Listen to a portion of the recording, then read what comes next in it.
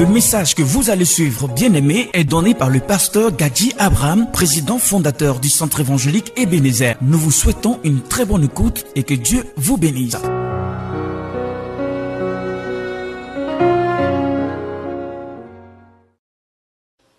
Pourquoi le sang de Jésus-Christ est puissant? Pourquoi il ouvre les portes qui sont fermées? Pourquoi par son sang le ciel a été purifié? Pourquoi par son sang ceux qui sont en danger de mort sont rachetés et sont sauvés? Vous savez que chaque monde et chaque milieu a ses réalités. Le monde fonctionne sur la base des lois, sur la base des principes. Donc à chaque monde correspond des types de lois, des types de réalités.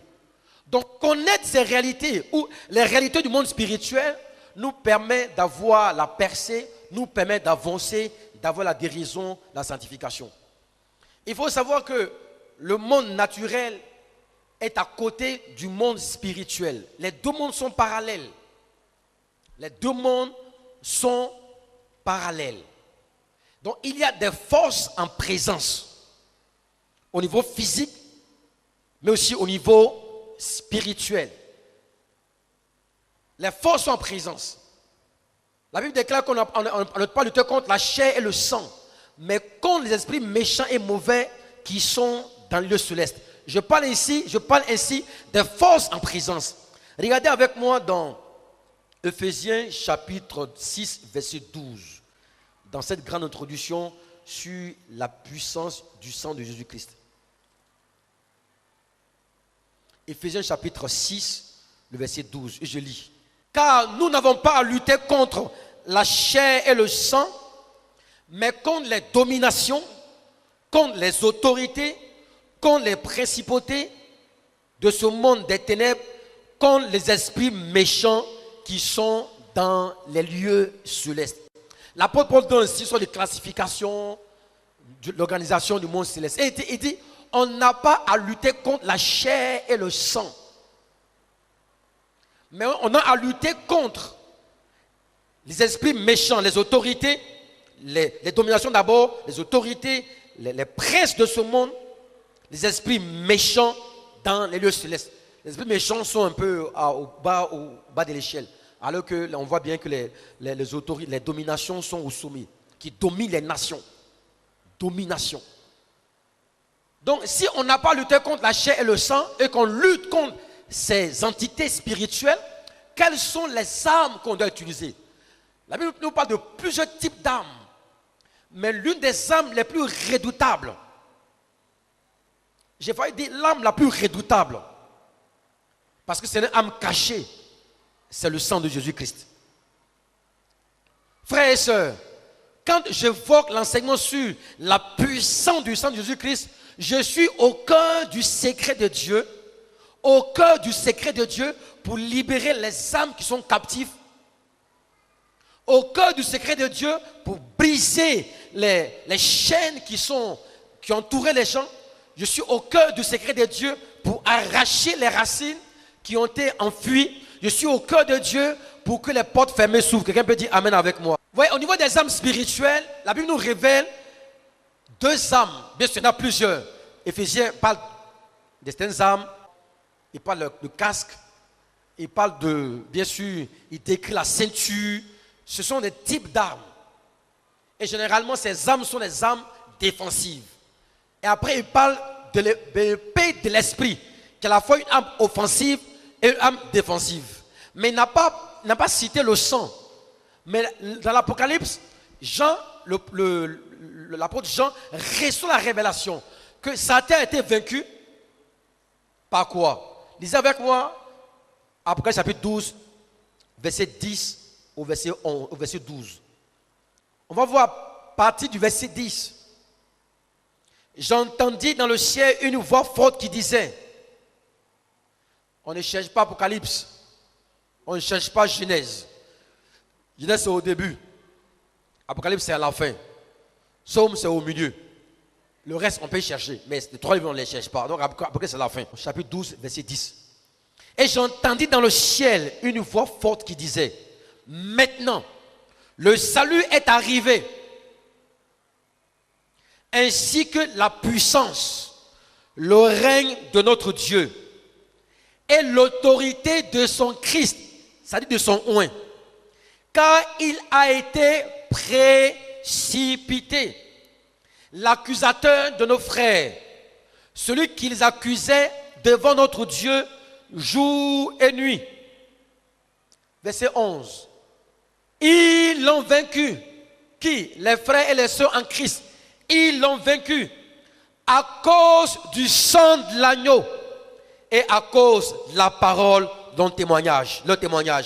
Et ils n'ont point aimé leur vie jusqu'à craindre la mort. C'est pourquoi, réjouissez-vous cieux, et vous qui habitez dans les cieux, malheur à la terre et à la mer, car le diable est descendu vers vous, animé d'une grande colère, sachant qu'il a peu de temps. Car le diable est descendu, animé d'une grande colère, sachant qu'il a peu de temps. L'apôtre Jean a vu une scène au ciel qui remonte même avant la création d'Adam et d'Ève. La chute de Satan. Quand un petit chant qu'on chantait à l'école du dimanche, j'ai vu la chute de Satan, gloire à l'Éternel, gloire au nom de Jésus. Oui, j'ai vu la chute de Satan, gloire à l'Éternel, amen. Ok, donc il dit, il a vu la chute de l'ennemi. Et en parlant de la chute de l'ennemi, bien sûr, c'était Lucifer qui est devenu Satan à cause de sa propension à vouloir s'élever au-dessus de Dieu. Il a dit, il a été animé d'une grande colère. Pourquoi Satan est animé d'une grande colère sur la terre? Qui habite la terre? Les hommes. Écoutez très bien. Les anges n'ont pas droit au pardon. Satan est un ange déchu. Les anges n'ont pas droit au pardon. Or, les hommes peuvent avoir accès au pardon. Donc, quand l'ennemi est précipité, son but, c'est de faire quoi? Son but est de conduire une partie des hommes avec lui en enfer. Dieu n'a pas créé l'enfer pour les hommes. L'enfer a été créé pour Satan et ses démons. Donc, animé d'une grande colère, son but est de s'aimer la confusion. C'est pourquoi par malice, il a réussi à convaincre Ève. Et Ève aussi, bien sûr, a convaincu son mari. Et le péché est entré dans le monde. C'est une sorte de perturbation du plan de Dieu. Maintenant, je m'écarte de mon sujet. Et donc, la colère animée du diable, c'est une colère qui a pour vocation de détruire les hommes et les femmes que Dieu a créés à son image. Par tout moyen, à travers le péché. Le péché est la voie par laquelle Satan a accès aux hommes. Les esprits habitent les corps humains ou les corps d'animaux. Maintenant, il faut leur donner un droit. Tant qu'il n'y a pas ce droit-là, l'ennemi ne peut absolument rien faire. Je dis quelque chose, ne surestimez pas la force de Satan, ni sa puissance, ni même la puissance des démons ou des sorciers. Non, du tout. Ils ne peuvent avoir accès à nous que dans la mesure où on leur donne un droit.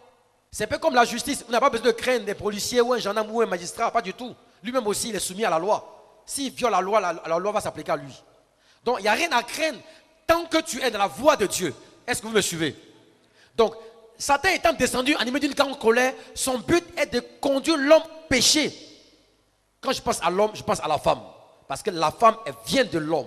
La femme est un homme, mais qui procrée. Donc quand je dis homme, ne pensez pas que je passe au mal. Je parle aussi à la femme. Très bien. Donc le but du diable est de conduire par ruse et par séduction à pécher. Et quand tu pèches, alors il a accès à toi. Il fait de toi ce qu'il veut. Ce qui est vrai au niveau spirituel est vrai au niveau humain. Par exemple, on est entouré de microbes. J'ai vu que dans la bouche, on peut trouver 100 millions de microbes. C'est vrai ou c'est faux? 100 millions. On dit que le tableau d'un ordinateur est aussi sale que le bidet d'un WC. Est-ce que vous le savez? Notre bouche, on parle de 100 millions. 100 millions, c'est rempli de beaucoup de choses. Même les dents, là, c'est grave. C'est parce que Dieu nous garde. Maintenant, le corps humain est environné de beaucoup de microbes, de beaucoup de bactéries, tout ça, et des virus. Mais tant qu'on est bien portant, tant qu'on se soigne, on fait du sport chrétien, qu'on marche bien, qu'on se repose, on peut vivre aussi longtemps que possible. Vous êtes d'accord avec moi? C'est de quoi faire comme ça. Mais dès qu'on mange mal, qu'on ne se repose pas, et qu'on mange des bizarreries comme les polos la nuit à 23 h, on prend une grosse bière, on rofle, on dit ouais, j'ai bien mangé. On tombera malade. Ouais, les virus vont avoir accès à nous à cause de quoi? Parce qu'on a ouvert les portes. Très bien, suivons mes messages. Donc, Satan descend avec une grande colère, cherchant qui va dévorer, cherchant qui en réalité va se laisser dévorer. Et il était ainsi depuis qu'il est descendu jusqu'à maintenant. Donc lui, il est dans son rôle. Maintenant, il faut savoir que Dieu a caché un secret. Il y a un mystère que Dieu a caché. D'abord même la venue du Messie, du Christ, était un secret. On parle de mystère qui a été caché de tout temps et qui a été révélé dans les derniers temps. Or, on parle du de Christ qui est venu, qui est le secret de Dieu, le mystère de Dieu dont parle Colossiens. Le mystère qui a été caché. Et après, l'apôtre Paul ajoute, mais Christ en nous, l'espérance de la gloire. Donc, ce Messie caché, le Christ caché est venu pour faire quoi? Livrer sa vie. Or, en livrant sa vie, il livre quoi? Il livre son sang.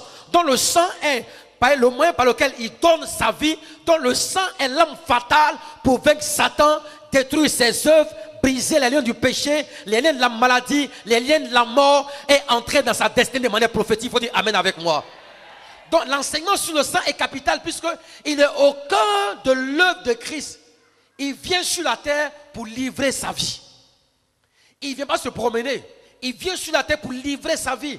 Donc il vient pour donner son corps, donner son sang. C'est pourquoi il est venu. Donc quand on parle du diable qui est descendu, sachez que la solution a été prévue. C'est l'introduction. On va entrer dans les détails. Et maintenant, quand vous lisez le chapitre 12 de l'Apocalypse, vous voyez bien que l'apôtre Jean décrit quelque chose de fort qui s'est réalisé déjà dans un lointain passé, mais dont il parle. Et il dit malheur à la terre, parce que le diable est descendu avec une grande colère.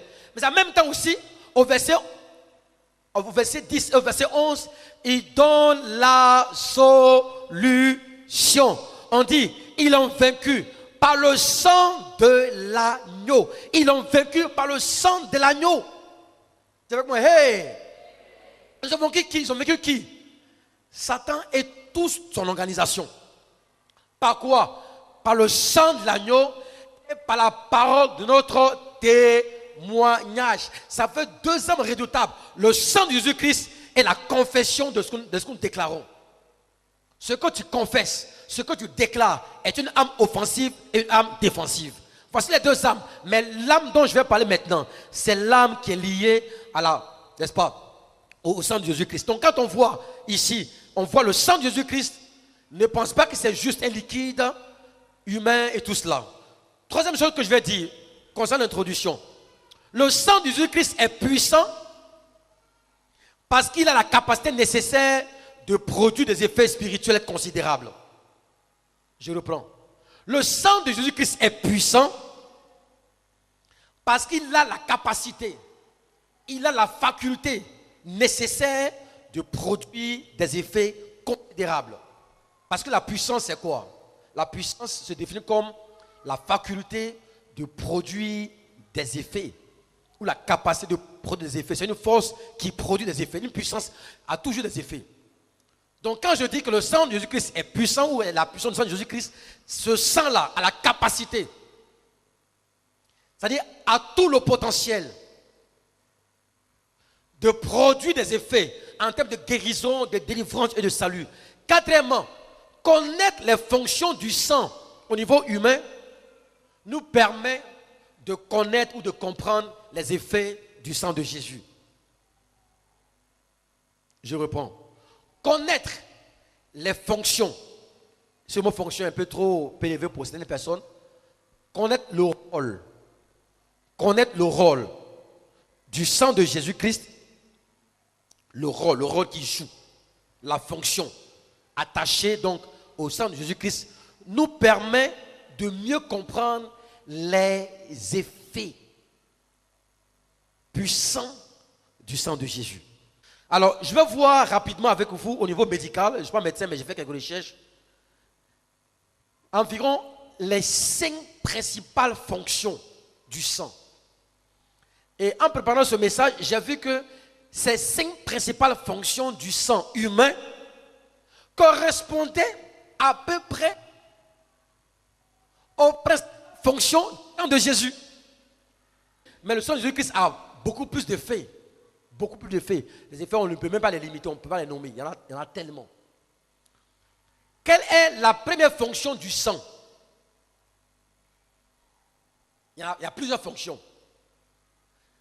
La fonction du sang est de nourrir l'organisme en apportant les nutriments depuis l'intestin vers le foie. Le sang apporte les nutriments. Donc tout ce qui est lié à la nourriture, voilà, on parlait comme voilà, français simple. Nutriments, c'est quoi? C'est compliqué.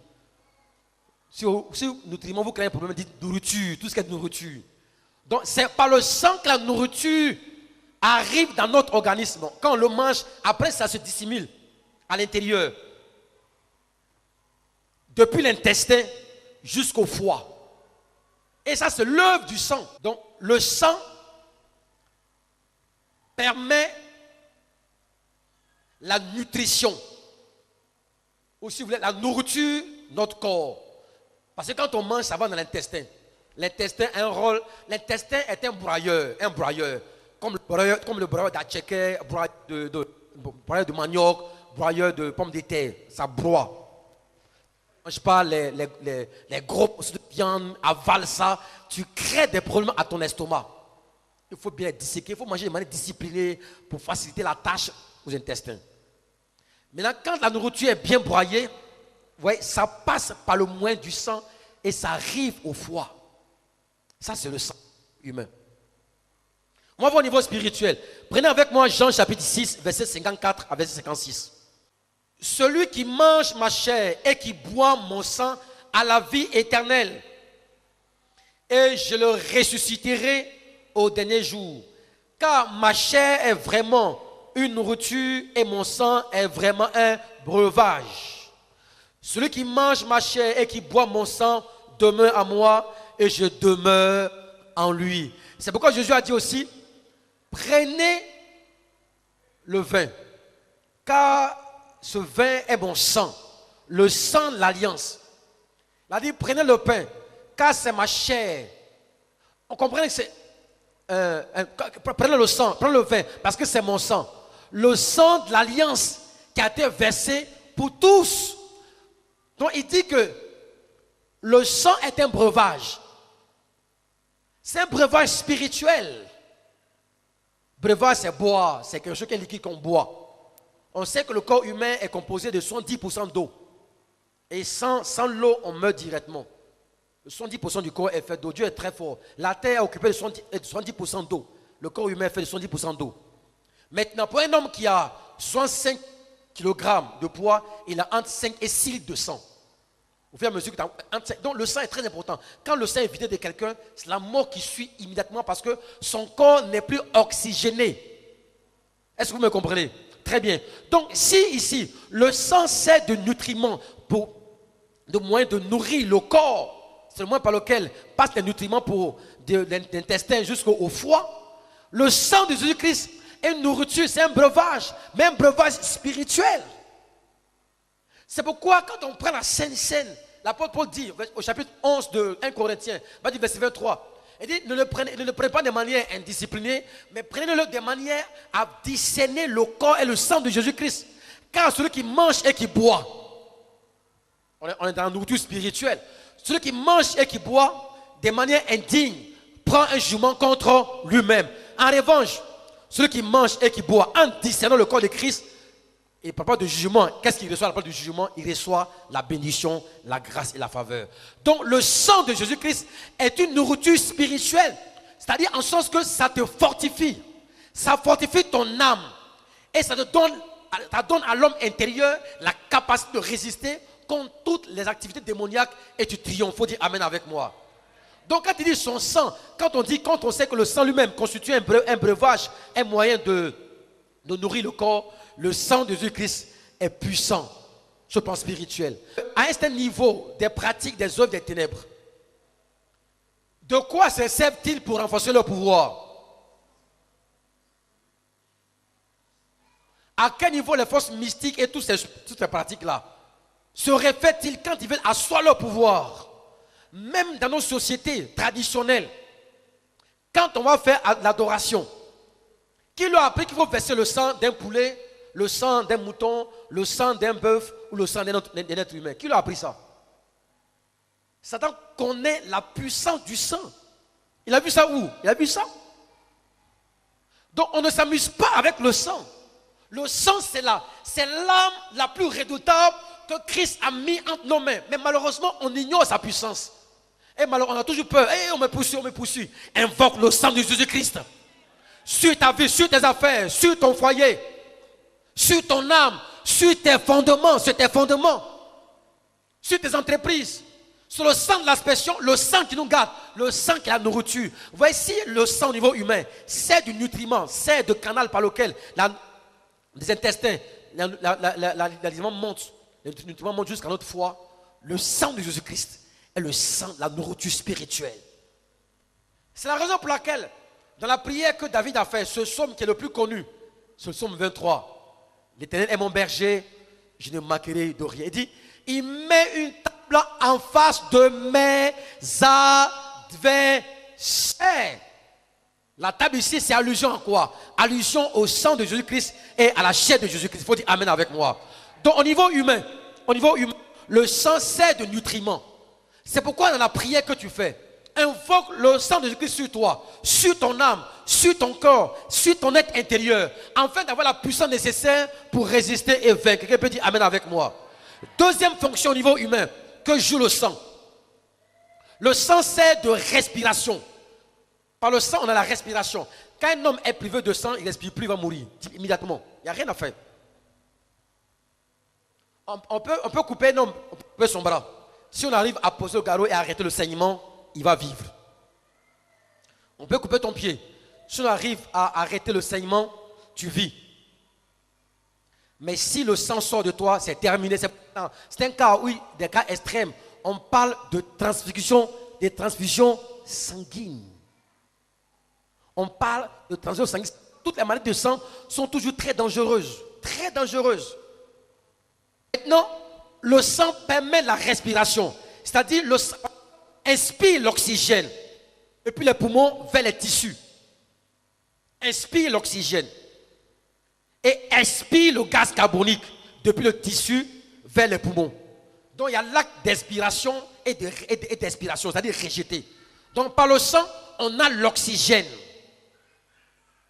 Par le sang, on reçoit l'oxygène.